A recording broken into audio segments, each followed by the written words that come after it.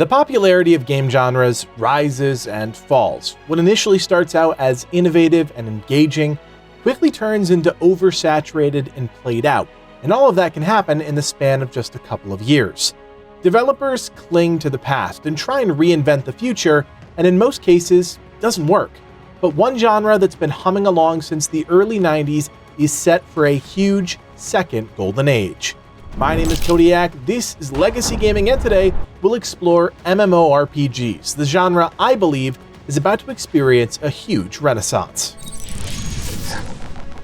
If you're a 30-something-year-old like myself, then you most likely grew up alongside the MMO genre. I vividly remember my cousin introducing me to EverQuest Online, and from that point onwards, my brain wanted nothing more than to dive into the always online worlds developers were creating.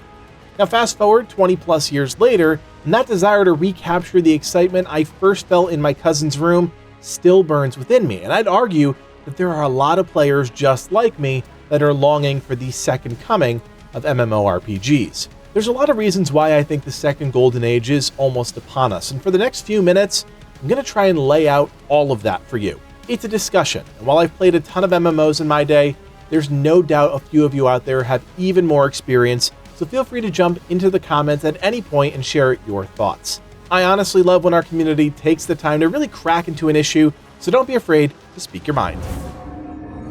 So my first point is this: absence makes the heart grow fonder.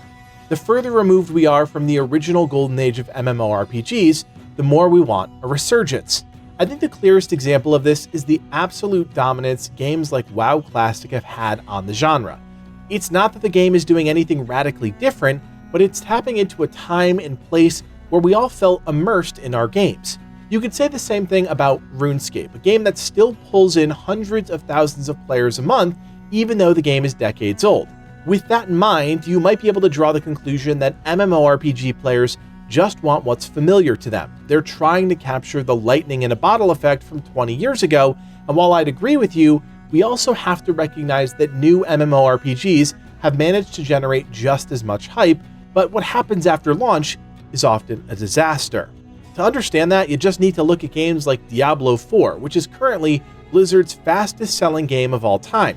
Think about that for a second. That means it's the highest pre-launch unit sales ever on both console and PC.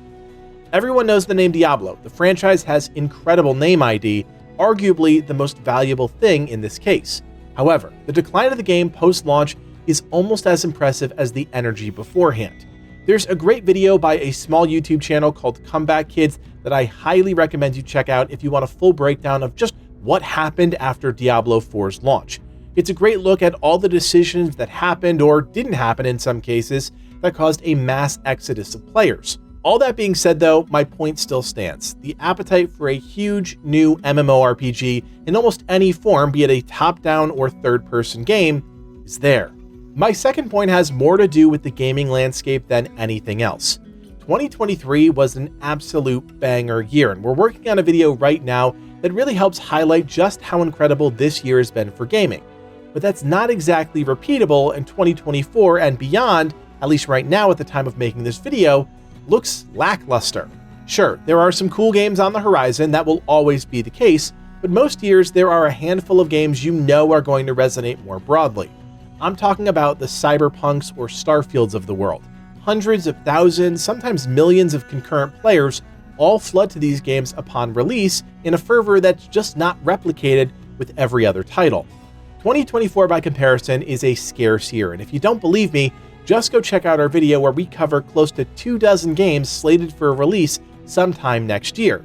It's a good list, but not nearly as impressive as some other years.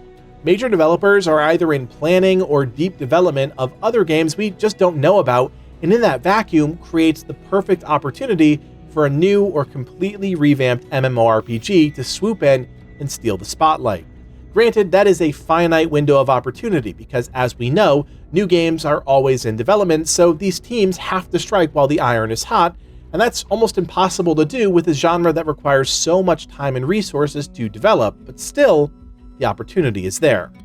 My third point has more to do with people than anything else, and in this case, I'm talking about legends of the industry who are bursting on or back onto the scene, which has caused enough for excitement. The most notable is Chris Metzen, who made his presence known at BlizzCon 2023, returning to the company after his retirement back in 2018, this time as the executive director of the Warcraft universe.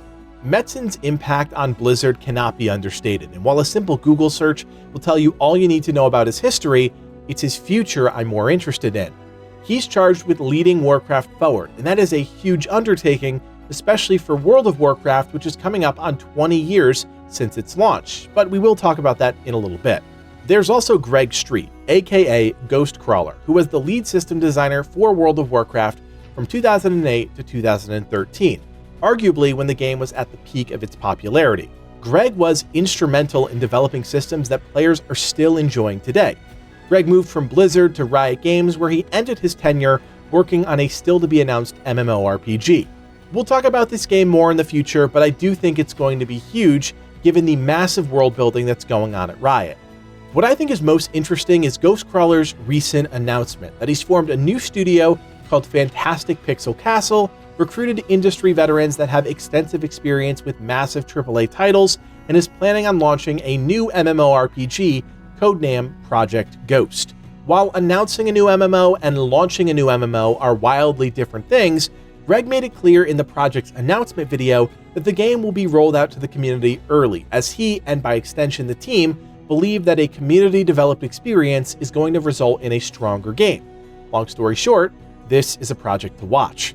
Competition is good, whether it's professional sports, consumer goods, or in this case, MMORPGs. The more legitimate projects that are out there, the more the pressure is on.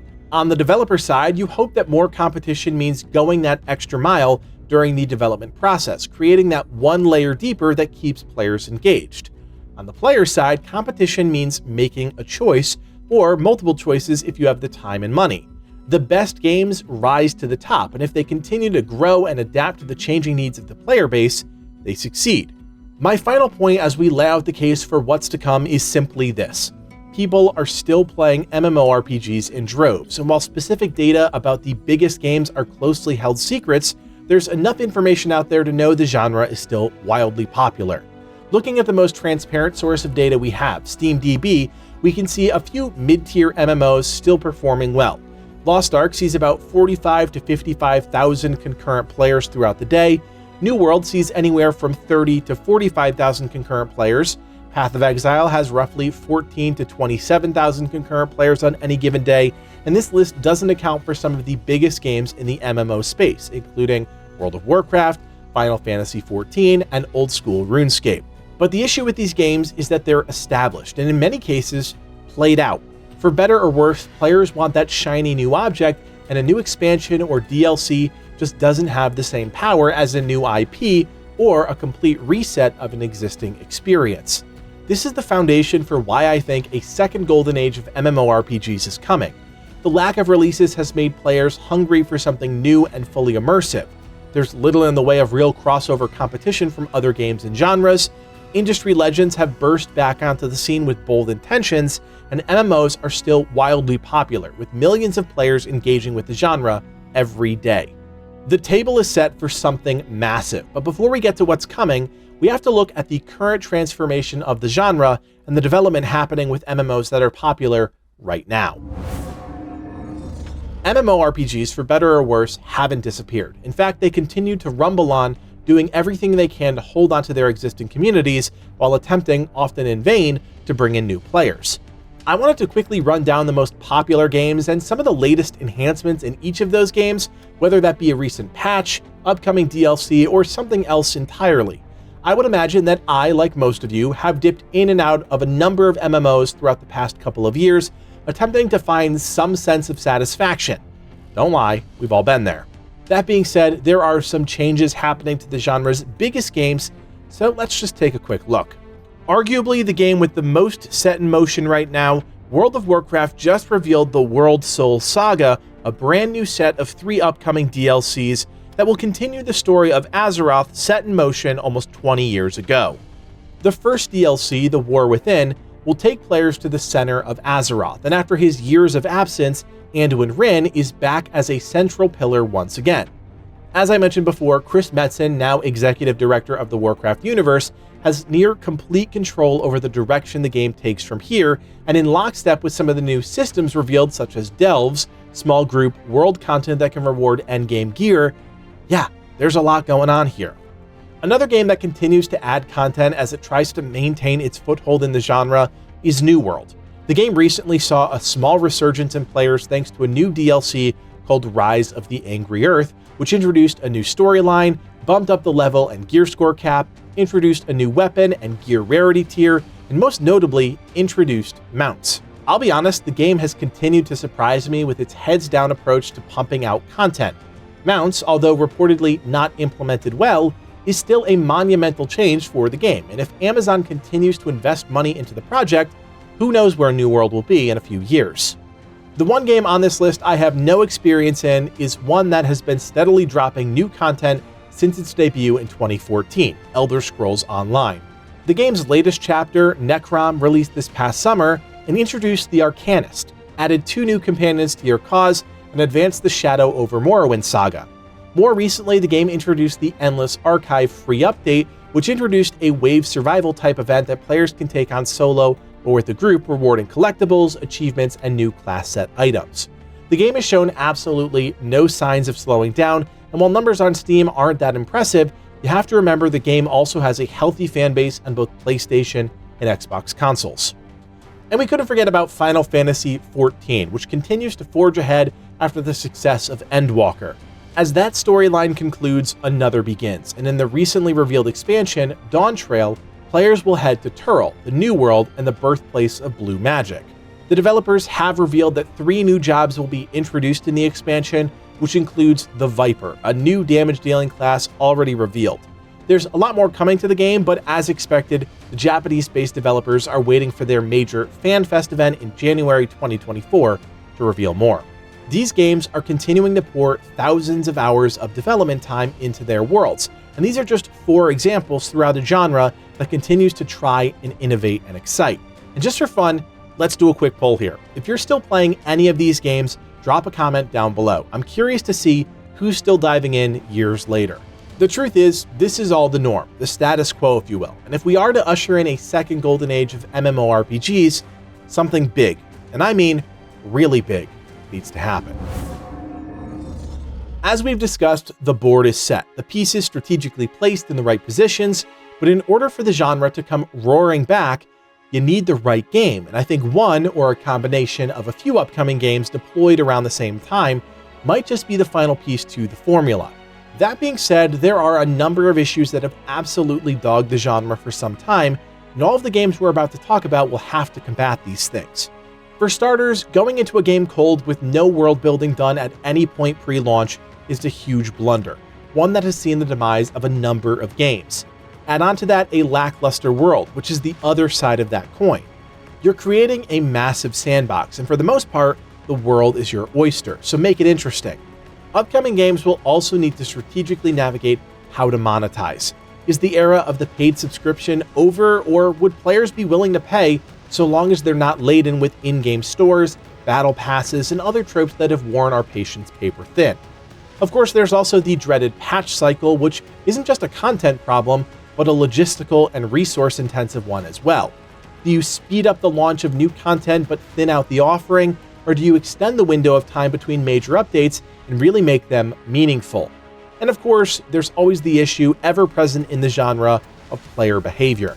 How do you combat cheating, griefing, harassment, and all the things the games in this genre have had to grapple with and have had years of experience addressing? All of these challenges and more are going to be subject for a lot of discussion as new MMOs come onto the scene. I have no doubt about that. They can't afford not to take these issues seriously. But let's put the worries of tomorrow aside and focus on the projects themselves, the games that could be the next ultimate experience. First is the Riot Games unannounced MMORPG, which was first revealed back in 2021. If there's a company that understands how to world build in the modern sense, it's Riot. Think of characters like Jinx, which have transcended games altogether and spun off into a variety of multimedia projects, including the hit show Arcane. Every new piece of art, short video, or bit of lore is helping develop the world of Runeterra, which is already incredibly vibrant in the minds of fans. Considering that League of Legends started as a MOBA and has expanded into an entire company dedicated to bringing its champions to life in new ways, you can easily connect the dots to understand why and how an MMORPG would be successful. You also can't discount the fact that MMOs take a vast amount of time and resources to develop, and while we're all working from the same clock, it's fair to say Riot has more than enough money to pour into this massive undertaking. Greg Street, who we talked about before and we'll talk about again in a minute, was leading this project for a few years, and even his initial guidance when helping get the team in place and philosophies aligned is monumentally valuable. The biggest issue I foresee with Riot's MMO is how you pull all of those threads together. Riot deploys almost too much world-building content. There are dozens, if not hundreds, of characters, each with their own lore and connection to the world of Runeterra. Trying to piece all that together is a hurdle, but if the team manages to fight off the urge to go massive from the start and really create core systems around the characters and worlds that players already love, I think the game has a chance to be a huge success. A pretty big shock to the system was when Greg Street, who we've talked about a number of times already, announced he was leaving Riot Games. No stranger to talking to the gaming community, he quickly announced that he was forming a new studio, which was revealed in November. Fantastic Pixel Castle is a brand new studio led by Greg and backed by NetEase. Their ambition is to create a new fantasy IP with players and community at the center. The goal is to talk early and talk often with players about the type of game they want to see the developers create. That's something that Greg has been adamant about well before announcing his team. There's already a bit of information about the game on the Fantastic Pixel website, which I think many will find pretty interesting. This one passage about the world of Ghost gives us the clearest vision of the game at this point. In Ghost, you travel to world shards to power up your characters, bring back resources, and build your fledgling civilization by growing and supporting the city's diverse and ever-changing factions. In turn, you'll see the city grow and evolve over time based on the choices and actions of players just like you, as an epic story unfolds season over season. In our game, you'll alternate between private realms that we call blue shards for you and your friends, and more public red shards that deliver a more traditional, massively multiplayer experience. At the onset, that sounds interesting, but we all know that good systems aren't enough when it comes to MMORPGs, and without a compelling story and an array of ways to fully immerse players in the world, a new IP will just be another blip on the radar. That's honestly what I think Project Ghost will struggle with the most, at least at the start. A new IP means building your world, characters, and systems from the ground up, and while I'm sure that's thrilling to the right team, it's also daunting and an uphill battle in the fight to grab players' attention. Nevertheless, with a talented team supporting the studio and the financial backing of NetEase, Project Ghost is sure to be a game to keep an eye on. We've already talked at length about World of Warcraft, but there's one element of the game's future we haven't touched upon: Microsoft. With the recent acquisition of Activision Blizzard, there's no telling what direction Phil Spencer will take the franchise and the studio. His presence alone on stage at this year's BlizzCon speaks volumes for the future of the brand, desperate in need of a reset. Now, what does that mean for World of Warcraft? No one knows, but the combination of Phil Spencer plus Chris Metzen is a powerful dynamic, and many, myself included, believe a true reset or sequel to World of Warcraft could be coming. There's no denying the game needs to be brought into this generation in terms of graphics and some systems, but obviously a game of that caliber takes time. My guess is that Blizzard was in a bit of a holding pattern as the Microsoft deal was being finalized. This is a wild hot take, but the Worldstone saga could be the final 3 chapters in the lifespan of our World of Warcraft as we know it today, giving the team time to develop something huge like World of Warcraft 2. Another game that has the potential to massively shake up the genre is Ashes of Creation, which was originally started as a Kickstarter back in 2017. The game is largely crowdfunded and has amassed millions as players have backed and continue to support the development of the game throughout its constant stream of supporter releases. The game has seen a lot of attention over the last couple years, with well-known MMO creators like Asmongold and Lazy Peon covering some of the major milestones in the game's development. I'll be honest, I am just still not there with this game. There's a lot of ambitious ideas out there, such as nodes, which are preset points in the world wrapped in a zone of influence, and as players participate in the node, the content of the world will react to that engagement, with those in control of the node's government having more control over things like diplomacy, and the ability to modify building types and constructions. It's a system that feels vaguely familiar to the territories in New World, but more dynamic. That being said, it's just an idea at this point, and while there is plenty out there to read about systems like nodes, seeing it in action on a massive scale is a more distant reality. What we have seen are a lot of mounts, some gameplay, and various subsystems within the game that will ultimately feed into the overall vision for Ashes of Creation. Like all these upcoming games, Ashes is faced with its own challenges. In many regards, it'll encounter much of the new IP growing pains that Project Ghost will grapple with. But there's also the prolonged impact of crowdfunding a gaming project. When you ask players to pay to support the development of a long-term project, there's an element of community erosion that occurs the longer the project drags on. In the case of Ashes, the game has been in the public eye for over 5 years, and while MMORPGs historically take a long time to develop, everything that happens from here on out will be scrutinized by the community since they are technically investors in the game's success. It's a tricky situation, one we're seeing play out in other parts of the industry as well with games like Star Citizen.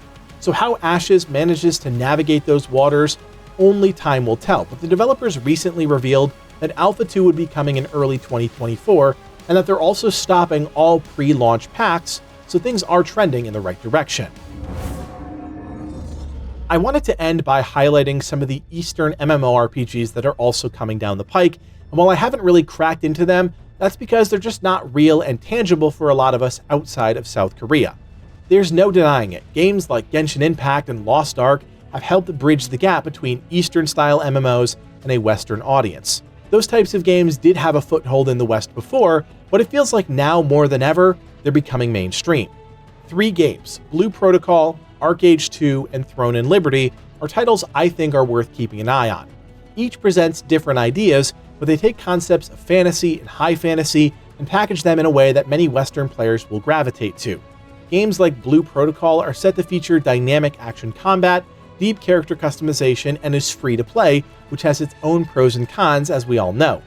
Other games like Throne and Liberty promise seamless open-world exploration, massive-scale PvPvE, and high fantasy elements on a scale we've come to expect from Eastern MMOs. There is simply no shortage of new games on the horizon, but these games will face their own tests, namely the grind and pay-to-win gacha systems that are synonymous with Korean games. Heck, it's the reason so many people I know burnt out of Lost Ark. It was a slog, and for any of these games to find an audience in the West, it's a problem the developers need to account for. Who knows if they will, but having multiple games from both East and West dropping in harmony is going to put a lot of attention on the genre, which will be exciting. So what do you think? Is the second golden age of MMORPGs on the horizon? There's no doubt the genre continues to be a pillar of the gaming community, but after decades in the spotlight, MMOs have just quietly pulsed along, and those major disruptions that used to cause fervor amongst gamers and just everyone just doesn't exist anymore. I think that's all going to change, but I really want to know what you guys think. Leave us a comment down below and let me know what it's going to take to bring you back into an MMORPG. Guys, this is a very different type of video than you're used to seeing from us, so if you appreciate the work that went into writing, producing, and editing this project, drop us a like and consider subscribing to the channel. Your support means we can keep Schmo on the payroll for a whole nother month, so help us out.